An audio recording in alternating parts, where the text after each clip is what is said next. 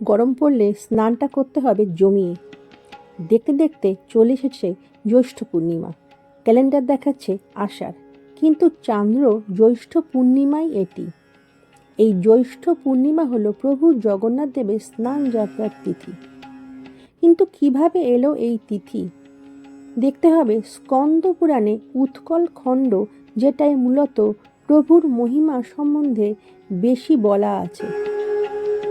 তো সেখানে রাজা ইন্দ্রদ্যুম্ন যখন জগন্নাথ মন্দির স্থাপন করলেন, তখন দৈবাদেশে জলাভিষেক করার দিন স্থির করা হয়েছিল এই জ্যৈষ্ঠ পূর্ণিমা। আর সেই নিয়ম মেনেই আজকের দিনেও এই একই তিথিতে প্রভু জগন্নাথ দেবের স্নান যাত্রার আয়োজন করা হয়ে থাকে। পুরীর মতন শ্রীরামপুর মাহেশে জগন্নাথ দেবের স্নানযাত্রা দেখতে এসেছেন বহু মানুষ।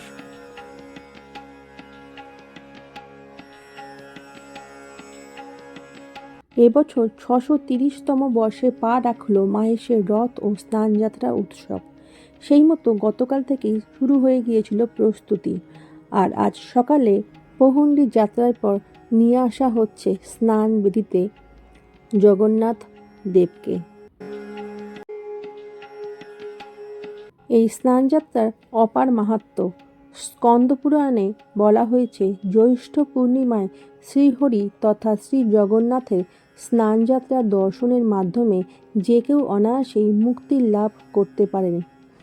কেউ যদি ভক্তি সহকারে একবারও স্নানযাত্রা মহোৎসব দর্শন করেন, তবে তার সংসার বন্ধন খসে পড়ে, তার মুক্তি সুনিশ্চিত। Hi friends, welcome back to my channel. আজ আমি আপনাদের সামনে তুলে ধরব শ্রীরামপুর মাহেশের জগন্নাথ দেবের স্নানযাত্রা উৎসব। স্বমহিমায় মাহেশের জগন্নাথ দেবের স্নানযাত্রা অনুষ্ঠান আজ অনুষ্ঠিত হতে চলেছে। উৎসবের প্রাচীন রীতি মেনে স্নানযাত্রার দিন ভোরবেলা থেকেই মন্দিরে বিশেষ পুজো পাঠের প্রক্রিয়া শুরু হয়। গর্ভগৃহে ধর্মীয় আচার ও পুজো সম্পন্ন হওয়ার পরেই প্রভু জগন্নাথ, বলরাম ও দেবী সুভদ্রাকে মন্দিরে নির্দিষ্ট স্নান মঞ্চে নিয়ে আসা হয়। সেখানে সমবেত ভক্তদের জয় জগন্নাথ ও হরিধ্বনির মাঝে শুরু হয় মহা জলোৎসব।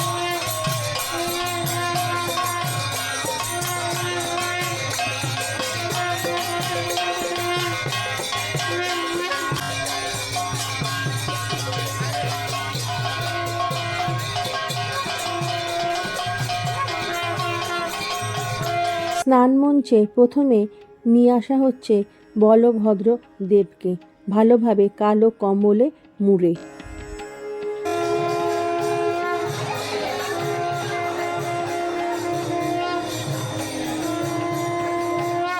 শতাব্দী প্রাচীন উৎসবের সাক্ষী থাকতে এবং পুণ্য অর্জনের আশায় দূর দূরান্ত থেকে মাহেশ মন্দির প্রাঙ্গণে ভিড় জমিয়েছেন হাজার হাজার ভক্ত ও দর্শনার্থী।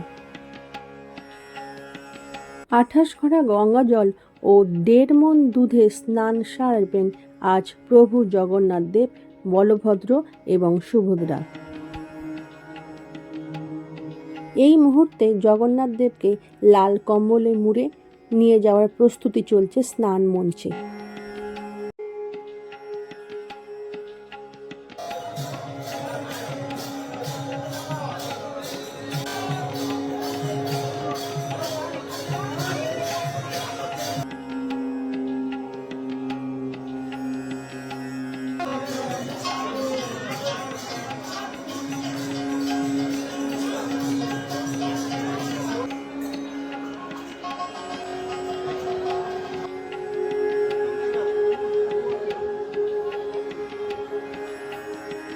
এখানে বলভদ্রদেব ও সুভদ্রাকে নিয়ে আসা হয়েছে। এরপর আসবেন জগন্নাথ দেব, উনি আসেন সব শেষে।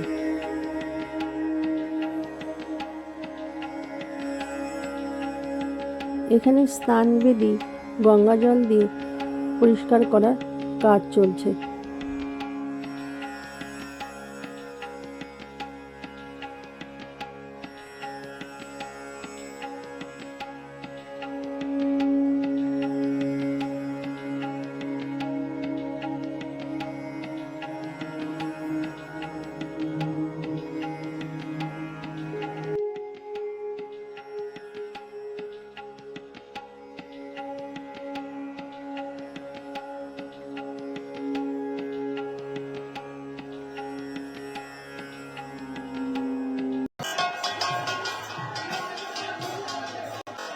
জগন্নাথ দেবকে এবার নিয়ে আসা হচ্ছে স্নান বেদির দিকে।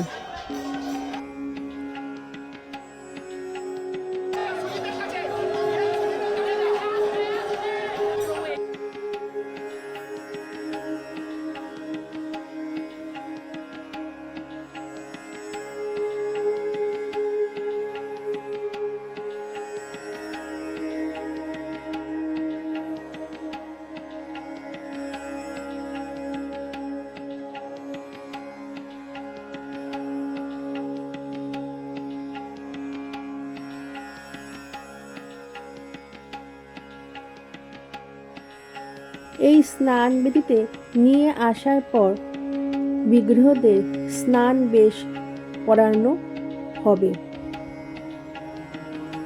অমৃত যোগে 10টা 15 মিনিটে শুরু হবে এই পূর্ণ স্নান যাত্রা। এই স্নান মঞ্চে প্রথমে নিয়ে আসা হয়েছিল নারায়ণ শিলাকে, তারপর যেটা বললাম সুভদ্রা দেবকে, এবং তারপর বলভদ্র, এবং সব শেষে জগন্নাথ দেবকে নিয়ে আসা হচ্ছে।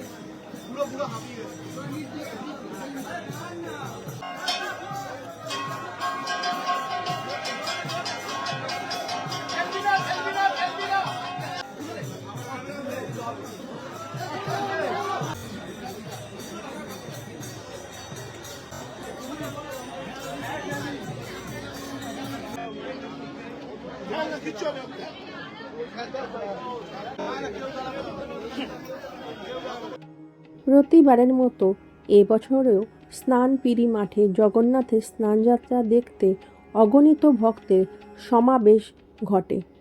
গঙ্গাজল, ডাবের জল, নানা সুস্বাদু ফলের রস, চন্দন ও দুর্লভ ভেষজ দ্রব্যের মিশ্রণে আনুষ্ঠানিকভাবে শুরু হয়ে গেল এই স্নানের মহোৎসব। রীতি অনুযায়ী স্নান মঞ্চে 28 ঘড়া গঙ্গা জল এবং 1.5 মণ দুধ দিয়ে স্নান করানো হবে এই জগন্নাথ, বলরাম ও সুভদ্রার বিগ্রহকে। 108টি কলসের বিশেষ দ্রব্য দ্বারা জগন্নাথ দেবের মহাভিষেক স্নানযাত্রা হয়।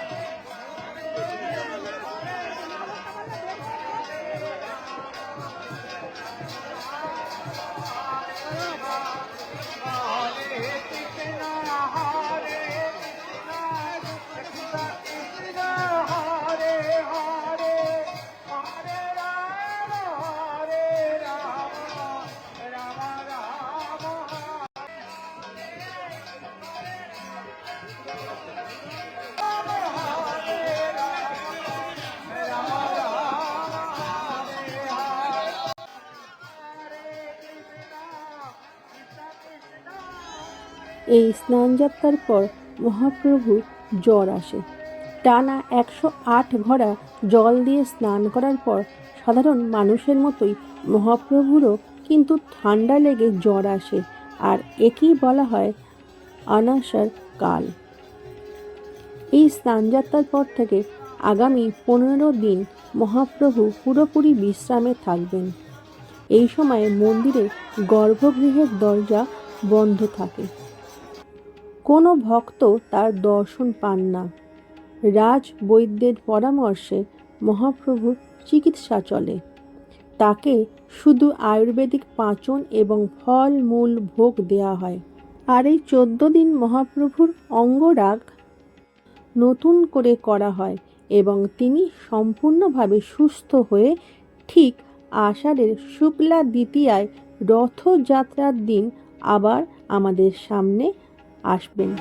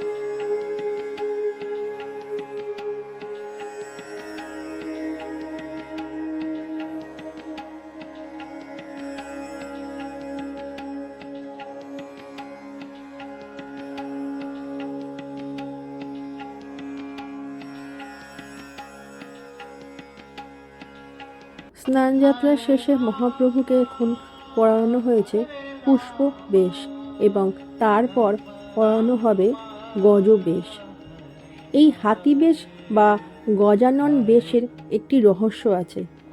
স্নান করানোর পর মহাপ্রভুকে এক অনন্য রূপে সাজানো হয়, যাকে বলা হয় গজানন বেশ বা হাতি বেশ। আর এই বেশের পিছনেও রয়েছে এক অদ্ভুত ভক্ত ও ভগবানের লীলা। বহু বছর আগে গণপতি ভট্ট নামে এক পরম গণেশ ভক্ত পুরীতে আসেন মহাপ্রভুকে দর্শন করতে, কিন্তু মন্দিরে এসে জগন্নাথ রূপ দেখে তিনি কিছুটা হতাশ হন, কারণ তিনি সব কিছুর মধ্যে তার ইষ্টদেব গণেশকেই খুঁজতেন। ভক্তের মনের কথা বুঝতে পেরে অন্তর্যামী মহাপ্রভু স্নানযাত্রার দিন ঠিক বিকেলবেলা গণপতির সামনে গজানন রূপে দর্শন দেন, আর সেই থেকে ভক্তের মনোবাঞ্ছা পূরণ করতে প্রতি বছর স্নানযাত্রার দিন মহাপ্রভুকে গজানন বেশে সাজানো হয়।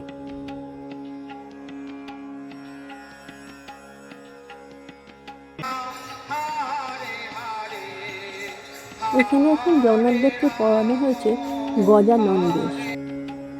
জগন্নাথ দেব বড় আমোদের দেবতা, অর্ধসমাপ্ত একটি নিম কাঠের মূর্তি, যার হাত নেই, পা নেই, কেবল আছে বড় গোল দুটি চোখ।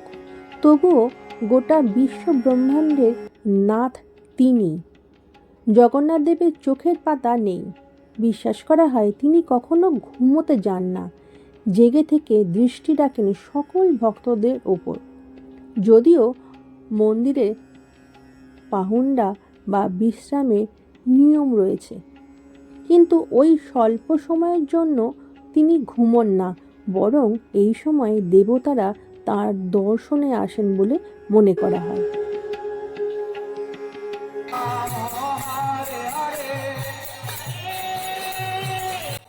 আমার ব্লগটা আমি এখানেই শেষ করছি, আর তার সঙ্গে চলুন এই পুণ্যতিথিতে আমরা সবাই মিলে মহাপ্রভুর চরণে প্রার্থনা করি তিনি যেন সকলের জীবন সুখ, শান্তি ও সুস্বাস্থ্যে ভরিয়ে তোলেন।